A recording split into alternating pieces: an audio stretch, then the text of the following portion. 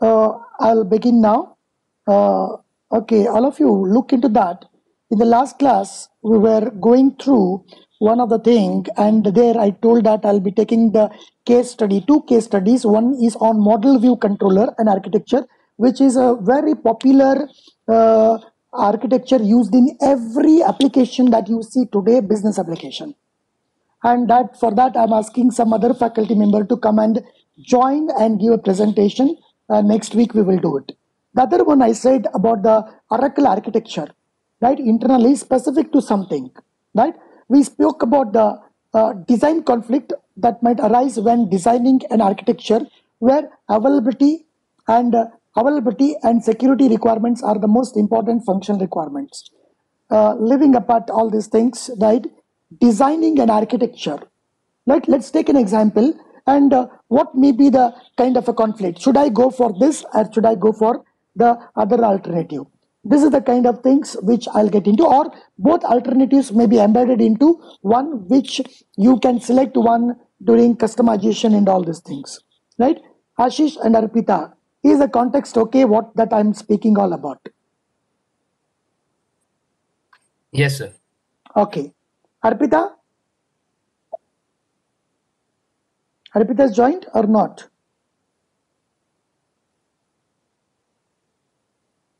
Arpita is not joined? Yes, she's there, but Unable she's unable, there yeah, unable to and connect. she's unmuted. Yeah, Yeah, unable to, I guess there's yes, sir. yeah, right. Now I'll be taking you to the one of the process, one of the architecture, say Oracle architecture. Are you studying DBMS now?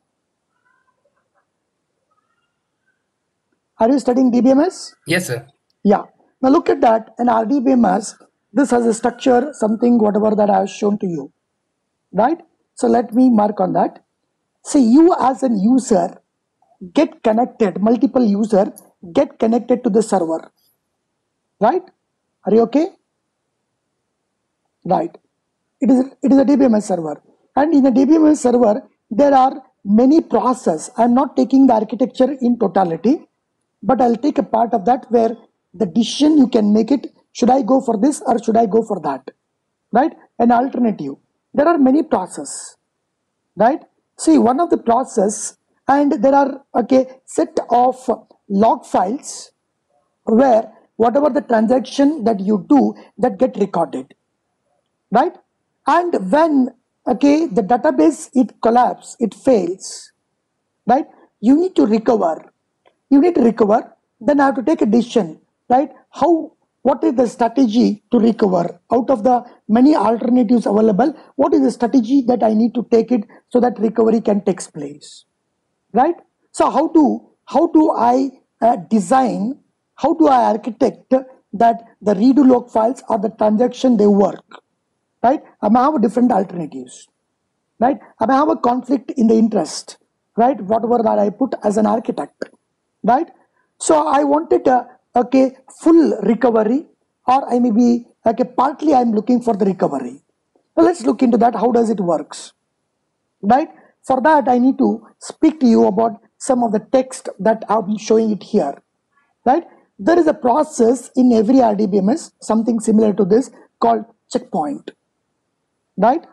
The checkpoint is an optional process. Now look at that, what happens, right? Now whatever the transaction that you do, that is recorded in a redo log file, right? Later, whenever you want to recover from the errors, not errors due to whatever the programming you do, right, is a failure of the server, right? Then the redo log file is being referred, right? And a recovery takes place so that database will be in the stable state, right? Simple example, I'll tell you, I'll mark it here. 1 minute, I'll use the pen, change the color, I'll use blue color. Now consider that, right, the initial balance in my account is 100 rupees, right? I changed it, right?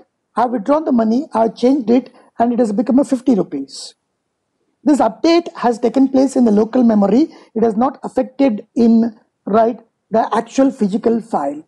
And during this process, during this process, right, when update has not taken place in the actual file, but as an end user, I get the information saying that transaction is complete, right? Then I get a 50 rupees. Now at this stage, the server fails and this update has not taken place, okay, in the actual file. Then what happens?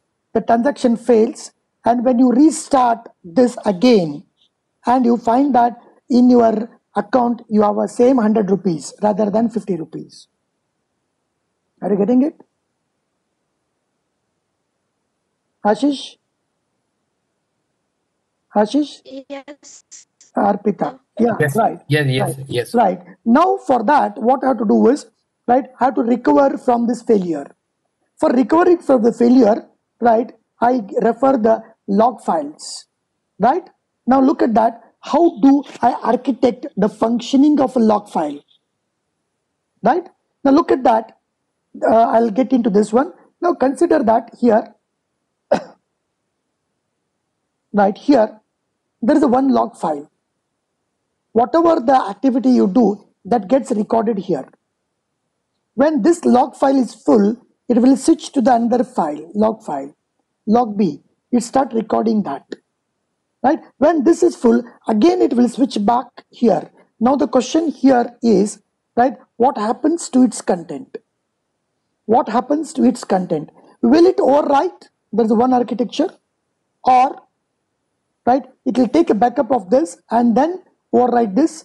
Thus, this is another architecture. The architecture is nothing but how do you want the system to behave? What are the components, how they are connected, and how do you want that to behave and all, right? This all together constitute an architecture, right? You architect. Now look at the two different strategy that is being put into the log file management part of an architecture is that I would like to read it here. When a redo log switch, what happens? I think some people are entering here.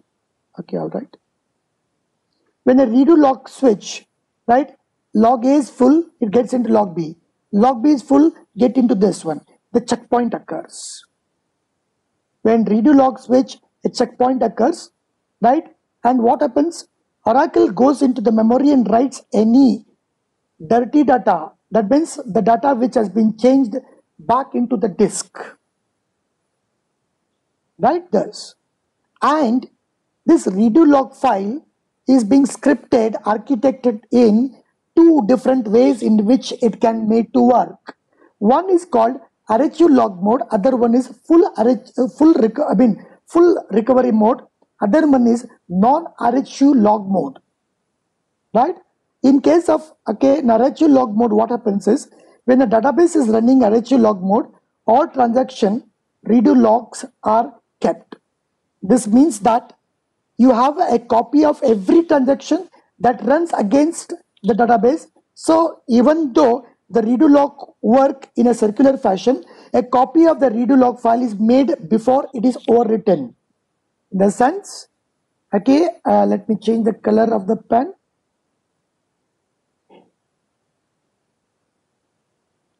When I overwrite here, the content of this is written into the hard disk,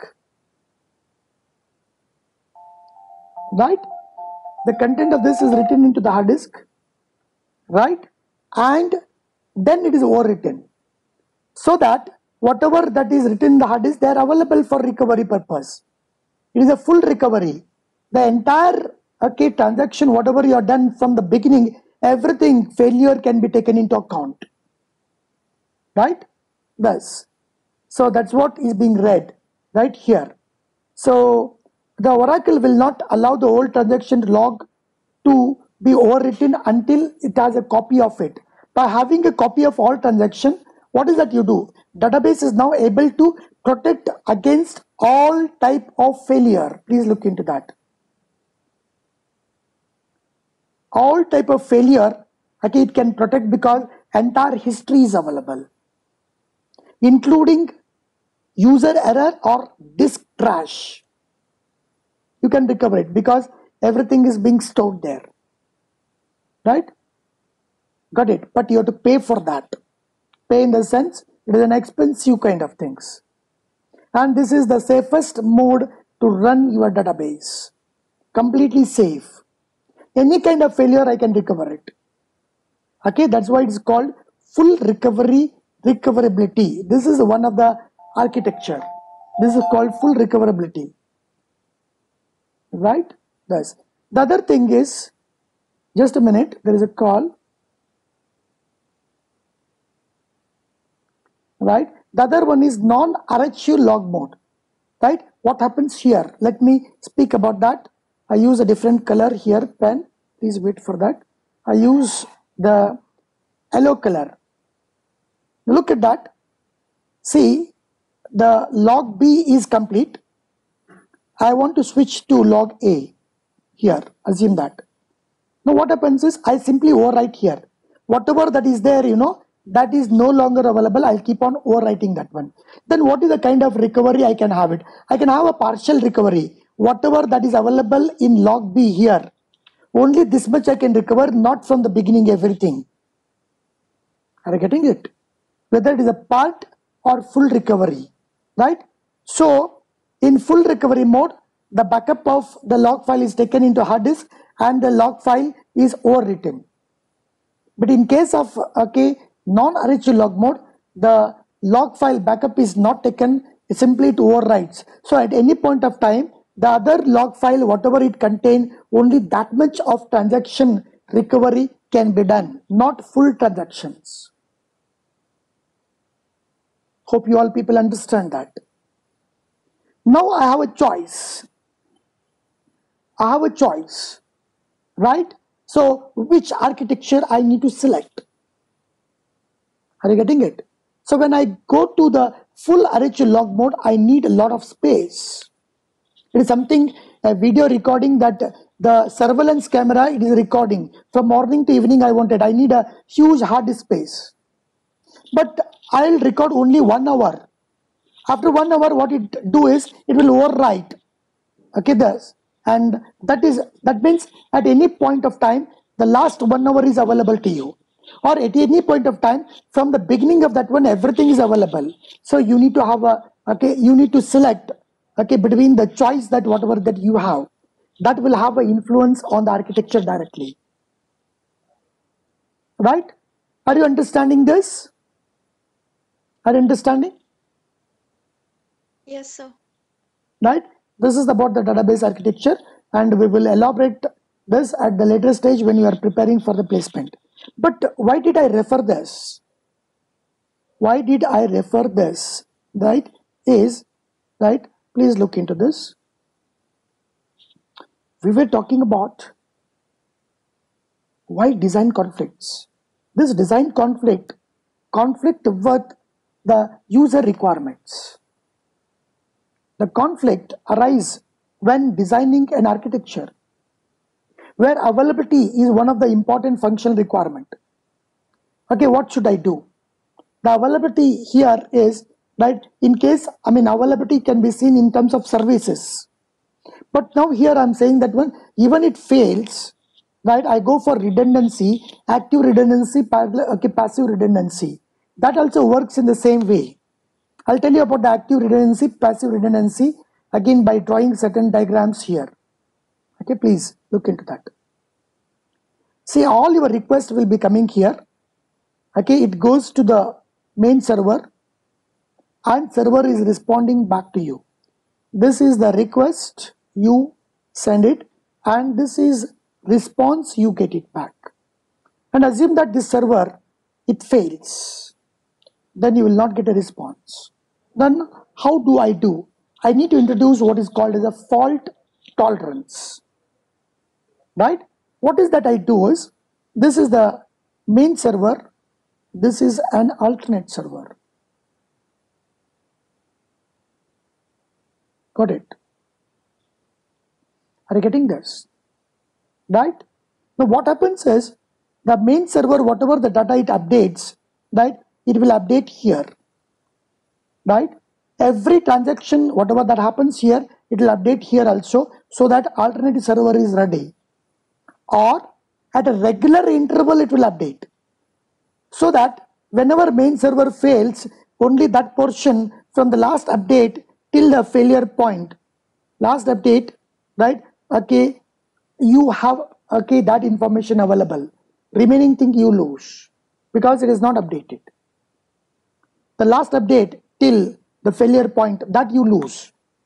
But whereas it is in case of passive redundancy, this is called passive redundancy, where this is not put everything actively connected with this, right? The other one is active redundancy mode, in which when it works, everything that happens here immediately it updates here, okay, then it will go for the next one. So it is a time consuming. It takes a lot of time. The speed will reduce, right? Because everything happens here, it has to update. So whenever there is a failure of the main server, the alternative server will take over, because request will go here as well as it will come here also. But alternative server will not respond, right? If the main server fails, it has its own mechanism, right? Maybe a mechanism something like, I'll select a color right here. Internally, it will look at its heartbeat. If there are no heartbeats, then alternative server will start responding to this one. That kind of an arrangement will be done. But alternative server is fully, right, the fault tolerant, right? Whatever the transaction has taken place in the main server, everything it has updated second to second, right? That is active redundancy. Full recovery, full updates. Passive redundancy is at a regular interval, the main server will update the alternate server. So in case main server fails, right, something from last update till the failure, you lose. Now you have to call for the choice, which one you will go for that, right? So there may be conflict, right? Which one I have to get into, whether should I get into this or that. If I get into this, right, it is a costly affair. It will slow down the speed of the response, the quick response that you get it. Got it? But if you go for the passive redundancy, part of the information I lose, right? So I need to take a call, right? And it has its own advantage and disadvantage, right? So I need to design an architecture for availability of service because of the passive redundancy and active redundancy, right? What should I go, right? How should I go? What should I go? A design choice of an architecture is a very important aspect here, right? This is beyond the scope of whatever that we were supposed to cover, right? Are you convinced with this? Ashish? Yes, sir. Right. Now what you can do is, you go through the textbook and look into what explanation, alternate explanation he has given for, right, these things. Please go through that. Yes, sir. Please go through that. Please go through that, right? And this is a common sense that we need to develop, not become a bookish kind of things. This is given 11.2 question that is given at the end of the chapter. How do I answer it? Every answer is different. I know the term architecture. I know availability. Availability in the sense, a service whenever requested, that one, it should be made available. How do I do it? Right? Passive redundancy, active redundancy. How do I go about that? Log files.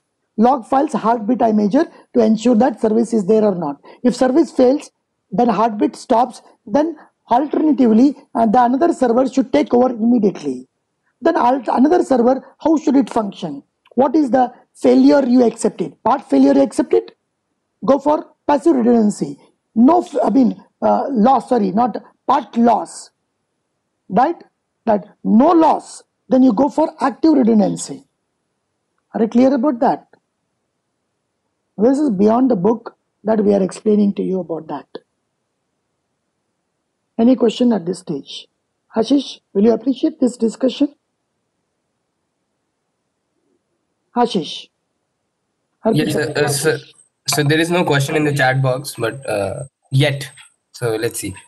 Yeah, that's good. Now look at that. The question that comes to you is that, okay, if the same thing, if I put it, okay, the challenge for you people, what should I write? Ashish, the issue is, what should I write? Yes, sir. It happens sometimes. For that reason only, we are taking this example. Right? You need to prepare Yes. your answer. You need to construct your answer. You need to design your answer. Are you getting it? Yes, sir. Right. So that's the point of, okay, interest which you have to look into. Right.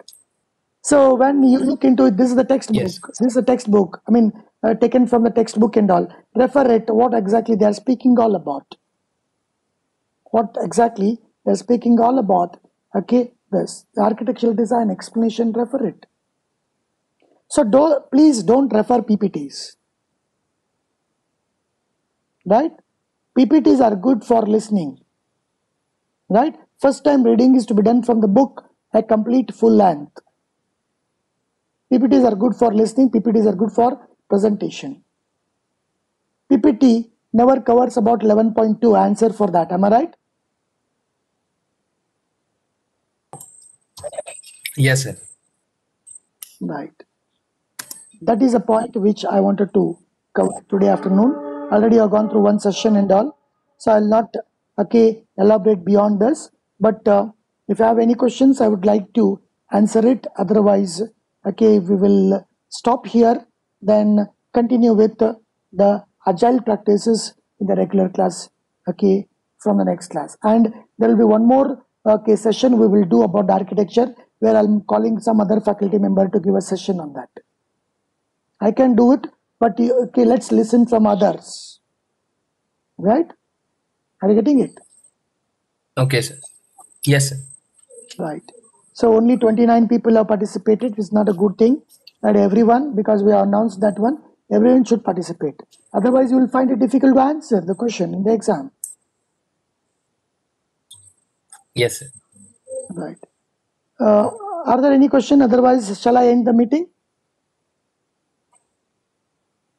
So there are no questions in the chat box, but yeah, if anything is there, sir, we'll text you. Okay. In the next class, you can raise that. Okay, we'll discuss about that. Okay. Yes, yes, sure. Yes. Okay. Okay. Bye. And you refer this video again, right? This. Yes. Yes. Okay. Right. Bye.